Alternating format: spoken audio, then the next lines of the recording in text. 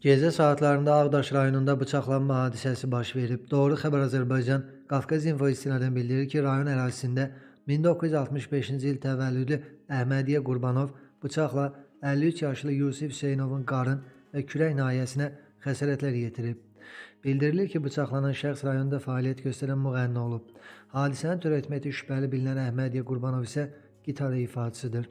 Onların arasında mübahisəyə səbəb Yusif Hüseynovun Əhmədiyyə Qurbanovla toy sifarişinə getməməsi olub. Əhmədiyyə Qurbanovun insident zamanı sərxoş olduğu deyilir. Daxili İşlər Nazirliyinin mətbuat xidmətinin Şəki regional qrupundan bildirildi ki, əməli törətməkdə şübhəli bilinən şəxs artıq polis tərəfindən saxlanılıb.